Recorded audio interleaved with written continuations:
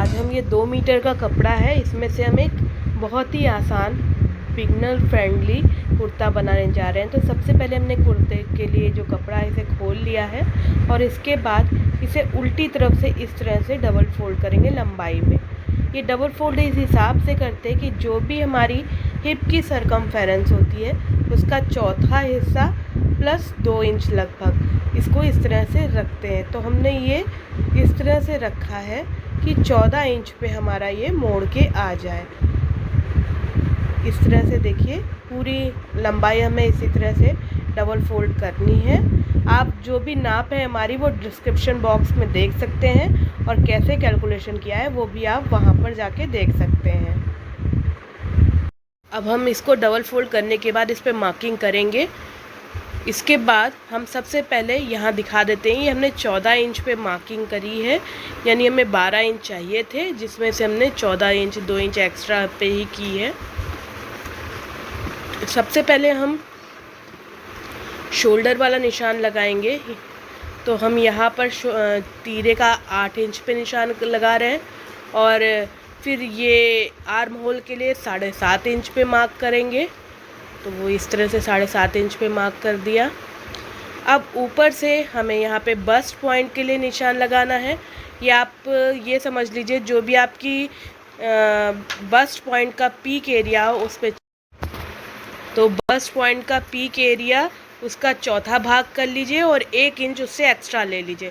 तो हमारा यहाँ 40 बस्ट पॉइंट के लिए उसका फोर्थ पार्ट होता है 10 और 1 इंच हमने एक्स्ट्रा ले लिया है।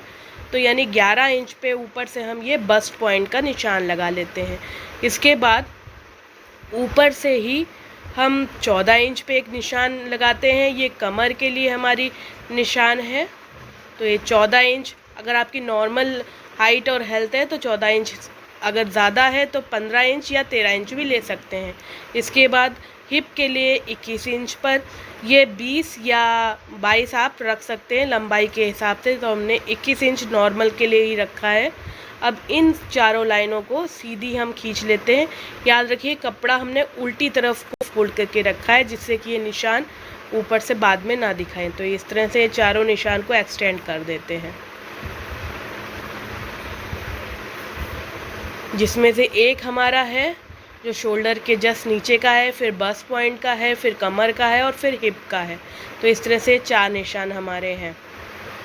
अब हम लंबाई का निशान लगा लेते हैं। लंबाई हमें 42 इंच चाहिए है, तो हम 44 इंच पे यूँ करके निशान लगा लेते हैं। थोड़ा ऊपर नीचे मोड़ने में चला जाएगा तो उसके हिसाब से हमने 44 इंच पे यूँ निशान लगा लिया है। इसको इस तरह से एक्सटेंड कर दिया पूरा। अब ये जो हमने ऊपर की तरफ मार्क किया हुआ है यहाँ पर भी तीरे का निशान लगा लेते हैं, यानी 8 इंच पे, और इसे सीधा कर देते हैं यूँ इस तरह से। अब सबसे पहले हम जो जस्ट शोल्डर के नीचे है ये हमारी 38 नाप है, इसका चौथा भाग 9.5 होता है जिसमें आधा इंच हम एक्स्ट्रा यानी 10 पे निशान लगा रहे हैं। फिर बस्ट पॉइंट 40 है जिसका चौथा भाग 10 है जिसमें हमने 10.5 पे निशान लगाया है। इसके बाद कमर की जो नाप है हमारी वो है 37, उसका जो चौथा भाग है वो 9.5 के करीब आता है और हम 10 इंच पे ही मार्क यहाँ पे भी लगा रहे हैं। फिर हिप का जो निशान है वो हम यहाँ पर 12 इंच पे लगाएंगे, जो कि पहले भी हम बता चुके हैं, 2 इंच एक्स्ट्रा इसीलिए लिया था। और नीचे भी हम यहाँ 12 इंच पर ही निशान लगाएंगे। अब इन्हीं सब निशानों को आपस में मिला देंगे।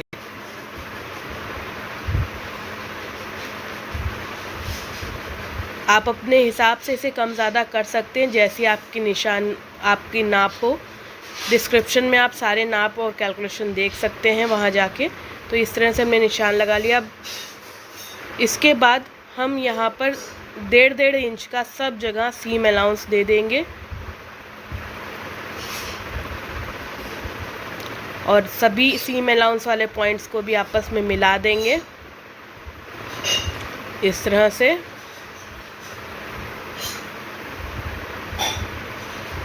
अब हम शोल्डर के लिए निशान लगाएंगे गोलाई देते हुए। तो उसके लिए पहले 1 इंच अंदर की तरफ निशान लगाएंगे और ऊपर के पॉइंट से इसे तिरछा यूँ मिला देंगे। ये आगे का पल्ला है, फिर 1 इंच पर ही गोलाई देंगे। ये देखिए इस तरह से ये हमारे आगे का आर्म होल हो गया। अब हम गले की जो निशान है ये 3 इंच पे लगाएंगे, 3 बाई 7 इंच पे निशान लगाएंगे। देखिए 3 इंच पे हमने इधर से मार्क करना है पहले। ये आप अपने हिसाब से कम या ज़्यादा कर सकते हैं। तो 3 इंच पे और फिर तिरछा 7 इंच पे। तो देखिए तिरछा हमने 7 इंच पे एक निशान लगाया और फिर इसे इस तरह से गोलाई दे लिया। तो ये आगे का गला भी हमारा रेडी हो जाएगा।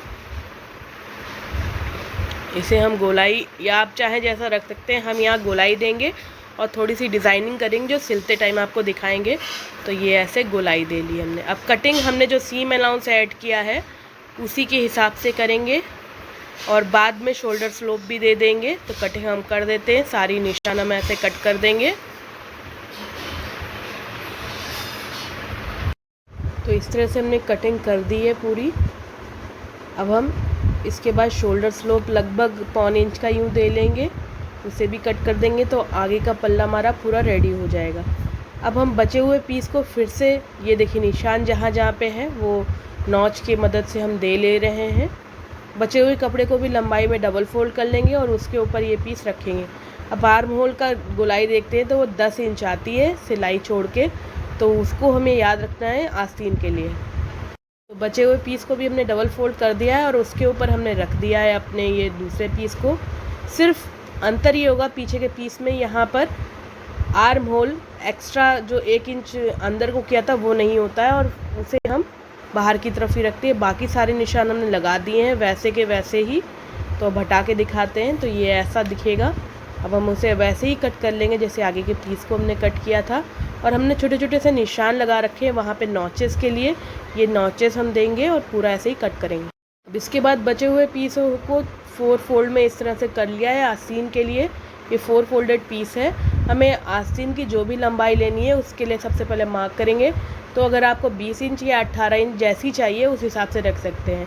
हम यहाँ 20 इंच लेने वाले हैं तो हम उसी हिसाब से ही मार्किंग करेंगे। इसके बाद आपने जब आर्म होल के लिए नापा था तो वो 10 इंच पे था। हम यहाँ पर इस तरह से निशान लगा लेंगे। एक निशान 10 इंच पे लगाएंगे और एक 1.5 इंच उसका एक्स्ट्रा। इसके बाद यहाँ आस्तीन के लिए 4.5 इंच और या 5 इंच पे निशान लगाएंगे और 1 इंच सीम अलाउंस का ले लेंगे। फिर इधर जो खुला हुआ एंड है इस तरफ से 3 इंच पे एक निशान लगाएंगे। ये कैप साइज़ होता है, ज़्यादातर 3 इंच रखते हैं एडल्ट साइज़ के लिए। इसके बाद इस पॉइंट से हम 1.5 इंच नीचे सिलाई के लिए ले लेंगे और फिर यहाँ तिरछा इस तरह से निशान मिला लेंगे। ये हमारी आस्तीन के लिए होगा। अब ये जो तिरछा निशान है 10.5 इंच का है, इसके मिड पॉइंट ले लेंगे और एक निशान आधे इंच बाहर की तरफ से यूँ गोलाई देते हुए लगाएंगे। ये पीछे के लिए आर्म होल हो गया। और एक अंदर की तरफ 1 इंच करते हुए और फिर यूँ मिला देंगे। ये बाहर का हो गया, यानी आगे के पल्ले के लिए और पीछे के पल्ले के लिए 2 अलग अलग हो गए। फिर तिरछे निशान से इनको मिला देंगे। जो हमने सीम अलाउंस और एक्स्ट्रा यूँ रखा था वो इसी तरह से करके अब कटिंग कर लेंगे। पहले बाहर वाले हिस्से पे करेंगे। ये इस तरह से हमने आर्म होल 10 इंच नापा था अपने कुर्ते से, तो हमने यहाँ पे 10 ही इंच रखा और सीम अलाउंस उसके बाद दिया। अब 2 पल्ले हम ले लेंगे जिसमें हम आगे के निशान लग के हिसाब से कटिंग करेंगे। ये याद रखिएगा ये कढ़ाई वाला कपड़ा है, तो कढ़ाई वाला कपड़ा अगर आप यूज़ कर रहे हैं तो कढ़ाई ध्यान में रखते हुए ही यूज़ करना है। तो ये हमारे 4 पीसेस हमारे रेडी होंगे, जिसमें से 2 पीसेस पे हमें यूँ देखिए रख के देख लेना है कि कौन सा हिस्सा आगे की तरफ आने वाला है। फिर उसे इस तरह से रख के आगे के ये आर्म होल के हिसाब से कटिंग कर लेंगे। तो ये हमारी आस्तीन कट गई। यहाँ पे हम नॉच दे लेते हैं हल्की सी। सभी पीसेस में कटिंग पूरी हो गई। फ्रंट वाले पे फ्रंट लिख दे रहे हैं। अब सिलाई की तरफ चलेंगे हम। इसके बाद हम छोटे छोटे ऐसे पजामे के कपड़े के स्क्वायर ले लेंगे और इसे इस तरह से ट्रायंगुलर में फोल्ड करेंगे और उसके बाद उसके ऊपर सिलाई करके आपस में इस तरह की एक ट्रेल सी यानी लंबाई में बना लेंगे। देखिए हर पीस को हमें इस तरह से फोल्ड करना है और एक के बाद एक पीस पास में रख के जोड़ते जाना है, तो एक पूरी लाइन बन जाएगी। इसे हम गले और आस्तीन में लगाने वाले हैं। तो इस तरह से पूरी एक लाइन हम बनाते हुए जाएंगे लंबी सी। इसके बाद जो आस्तीन का हमारा पीसेस दो अलग अलग थे, आगे और पीछे के, यानी बीचों बीच में सिलाई चाहिए थी, क्योंकि ये कपड़ा हमारा अर्ज कम था इसलिए हमने थोड़ा जोड़ दिया है। और ये प्लस साइज़ का कुर्ता बन रहा है तो इसलिए भी जोड़ आया है। तो हमने इस तरह से आस्तीनों में भी बीच का ये जोड़ दे लेंगे, दाब सिलाई भी इसमें हम देंगे। दोनों ही आस्तीन में हमें ऐसे ही करना है। ये दूसरी आस्तीन है, दूसरी आस्तीन में भी ये जो हमें बीचों बीच वाली सिलाई देनी है। इसके बाद हम गला बनाएंगे तो उसके लिए गला लेंगे सीधा, उसके ऊपर हम ये पट्टी रखेंगे और बायस टेप उस नीचे की तरफ सीधी रखेंगे। यानी सबसे नीचे है सीधी बायस टेप, उसके ऊपर सीधा कुर्ता है और उसके ऊपर ये पट्टी भी यूँ सीधी रखी है। इस तरह तीनों चीज़ ऊपर की तरफ सीधा हिस्सा रखते हुए यूँ सिलते हुए जाना है बिना खींचे। बायस टेप को हम खींच नहीं रहे हैं कतई भी, और हम सिलाई इस तरह से पूरे में करते हुए जा रहे हैं। तो ये देखिए इस तरह से बायस टेप भी सीधी है, हमारा कुर्ता भी सीधा है और ये पट्टी भी यूँ सीधी है। तो पूरे गले में हमें इस तरह से आगे और पीछे और आस्तीन इतनी जगह पे हमें ऐसे ही करना है। तो हम एक जगह आपको करके दिखा रहे हैं कि कैसा लुक आता है इसका। ये देखिए पीछे के गले में हम बना रहे हैं ये एंड तक हमने सिल लिया, ये यहाँ तक सिल लिया। अब ये एक्स्ट्रा जो है उसे हम कट करके अलग कर देंगे और फिर ये देखिए क्या करेंगे, ये अब पट्टी को ऊपर की तरफ फोल्ड करते हुए, डबल फोल्ड करते हुए इस तरह से सिलेंगे, जिससे कि ये जो ट्रायंगुलर पीस है ये इस तरह से कोने जैसे ही निकले रहेंगे। और पट्टी देखिए अब हमने ऊपर की तरफ पलट ली है, ये देखिए। तो पट्टी इसीलिए हमने सीधी रखी थी, ये इस तरह से पट्टी को पलट के इसको यूँ सिलते हुए जाएंगे। आगे और पीछे दोनों तरफ के गले ऐसे ही बनेंगे और आस्तीन में भी हमें ऐसे ही करना होगा। तो ये देखिए इस तरह से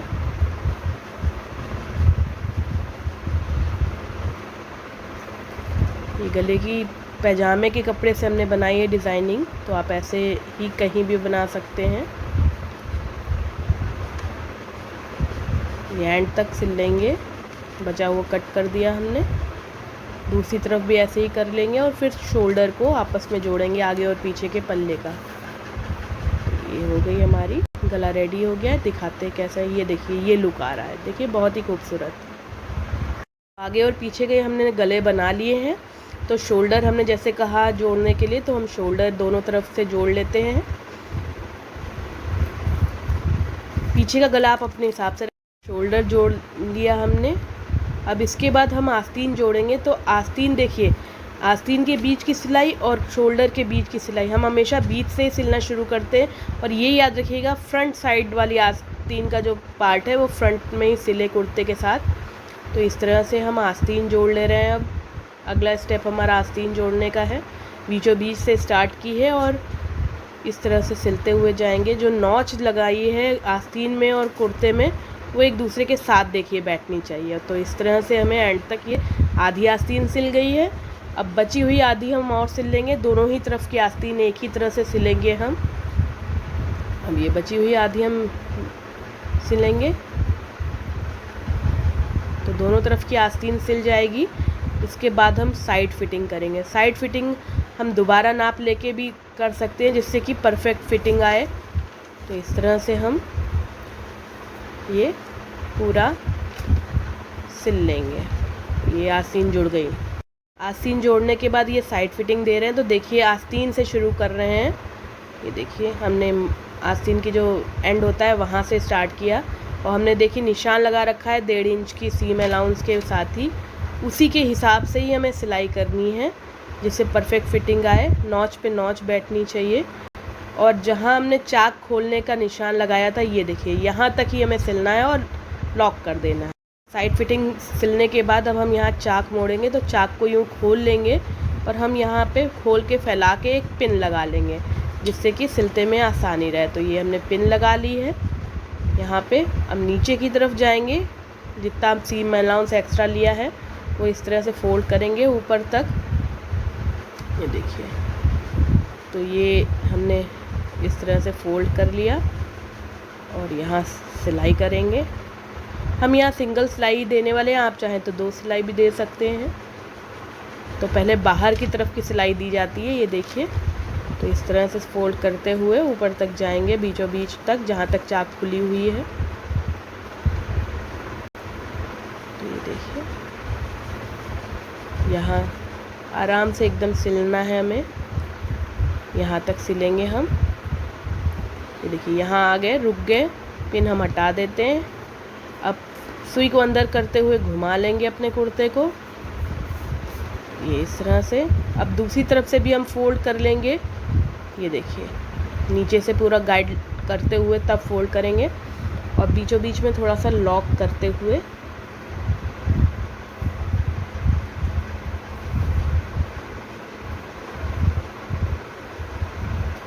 इस तरह से हमें फोल्ड कर लेना है यहाँ पे भी। यो, अब ये देखिए, यहाँ बीच में लॉक कर दिया। अब दूसरी तरफ का भी चाक हम ऐसे ही मोड़ लेंगे। दोनों तरह के चाक हमें ऐसे ही मोड़ने होते हैं, सुई को अंदर रखते ही हमेशा घुमाते हैं हम। तो ये देखिए, दूसरा चाक भी मोड़ा जा रहा है, दूसरी तरफ से भी ऐसे ही करना है हमें। और फिर नीचे की तरफ हमें डबल फोल्ड करना है, तो कुर्ता हमारा रेडी हो जाएगा। फिर दिखाते हैं कैसा ये लुक वाइज दिखेगा। ये हो गया। अब नीचे की तरफ फोल्ड करेंगे हम कुर्ते को, यहाँ पे ऐसे डबल फोल्ड कर लेंगे नीचे भी, दोनों चाक बनाने के बाद। देखिए, नीचे भी डबल फोल्ड होए जा रहा है हमारा कुर्ता, दोनों चाक बना लिए हैं। इसके बाद अब आपको बस फाइनल लुक दिखाते हैं, कितनी आराम से और कितने अच्छे से ये कुर्ता बन के रेडी हो गया है। एकदम बिगनर फ्रेंडली हो। अगर आपको ये ट्यूटोरियल अच्छा लगा हो तो इस वीडियो को लाइक शेयर ज़रूर करिएगा, और चैनल पे नए हैं तो सब्सक्राइब बटन दबा के बेल आइकन ज़रूर दबाइएगा। अब आपको दिखाते हैं इसका फाइनल लुक कि ये कैसा दिख रहा है कुर्ता बाद में। देखिए, इस तरह से देखिए फाइनल लुक आस्तीनों पे और गले पे डिज़ाइन है। आई होप आपको ये सुंदर लग रहा हो। और इसी तरह के हम पैजामे के साथ